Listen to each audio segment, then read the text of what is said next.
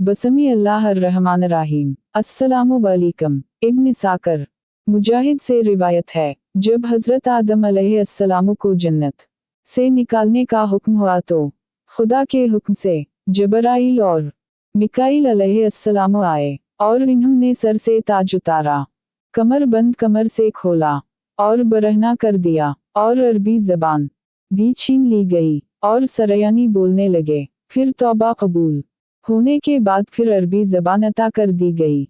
इससे ये भी जाहिर होता है कि अल्लाह की पसंदीदा ज़बान अरबी ही है। और फिर दरख्त के पत्तों से बदन छुपाने लगे, जैसा कि सूरा आराफ में इरशाद हुआ कि अपने बदन को पत्तों से छुपाने लगे। इब्न अब्बास फरमाते हैं, वो दरख्त अंजीर का था जिस से अपना बदन छुपा रहे थे और बदहूस होकर इधर इधर भाग रहे थे। आदम अलैहिस्सलाम का कद लंबा था और सर के बाल लंबे और घने थे, जो एक दरख्त में फंस गए। आदम अलैहिस्सलाम ने दरख्त से कहा, मेरे बाल छोड़ दो। दरख्त बोल उठा, मैं ना छोड़ूंगा। फिर अल्लाह ताला की आवाज़ आई, आदम हमसे भागते हूँ। आदम अलैहिस्सलाम ने अर्ज़ की, नहीं मेरे रब, मैं आपसे हया कर रहा हूँ, क्योंकि मैं बगैर कपड़ों के हूँ। अल्लाह पाक ने फरमाया, आदम हमने तुमको जन्नत बख्श दी थी, सिर्फ एक दरख्त से मना किया था। आदम ने अर्ज़ की, मेरे तो वहम वाओ गुमान में ना था कि अल्लाह तेरे कसम खाकर भी कोई झूठ बोल सकता है। फिर अल्लाह ताला ने फरमाया, वक़लना अब तू उतर जाओ ज़मीन पर, तुम्हारे लिए वहम फ़ायदा है एक वक्त तक, यानी मौत तक। हज़रत इब्न अब्बास फरमाते हैं कि हज़रत आदम अलैहिस्सलाम असर के बाद सूरज के गुरूब तक एक साथ ही जन्नत में ठहरे और उनके साथ एक शाख थी जन्नत के दरख्तों की। हज़रत सदी का कौल है कि हज़रत आदम हिंद में उतरे और आपके साथ हजर असूद भी था और जन्नत के पत्ते थे जिनको हिंद में फैला दिया गया और उनसे खुशबूदार दरख्त पैदा किए। इब्न अब्बास फरमाते हैं कि हज़रत आदम हिंद के शहर दहना में उतरे। हज़रत आदम अलैहिस्सलाम सख्त परेशान थे कि हज़रत जबराइल अलैहिस्सलाम ने आकर अजान दी, तो अजान में जब आदम ने हज़रत मोहम्मद सल्लल्लाहु अलैहि वसल्लम का नाम मुबारक सुना तो आपके दिल को तसल्ली हुई।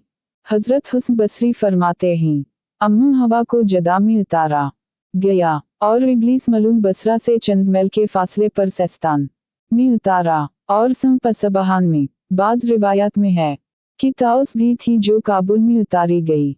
बाज़ रिवायत में है सांप और मोर भी शैतान के दाखिले में शामिल थे और आदम हवा घंटों पर हाथ थे, सर झुका हुआ था और इब्लीस लानती की उंगलियों में उंगलियां डाली हुई थी और आसमान की तरफ नजर जमाई हुई थी। परवरिदगार आलम ने कहा, जब तुमको मना किया था इस दरख्त का फल क्यों खाया?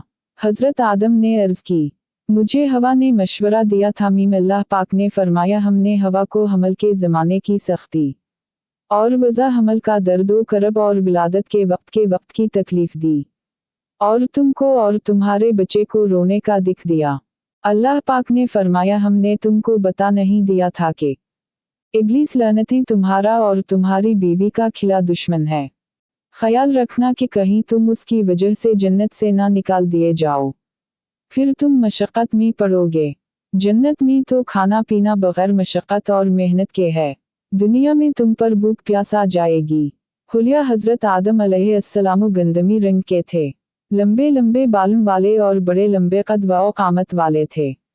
इब्न साकर ने इब्न अब्बास से रिवायत की है कि जन्नत से निकलने के बाद हज़रत आदम ने इतनी गिरिया जारी की कि तमाम इंसान मिलकर भी गिरिया जारी करे तो तब भी हज़रत आदम अलैहिस्सलाम का गिरिया ज़्यादा होगा। हज़रत आदम ने दुनिया में सबसे पहला फल बही का खाया, जिससे पेट में शदीद दर्द हुआ। फिर ना जानते हुए परेशान थे कि ये दर्द कैसे दूर होगा। फिर हज़रत जबराइल अलैहिस्सलाम ने आकर क़ज़ाए हाजत का तरीक़ा सिखाया।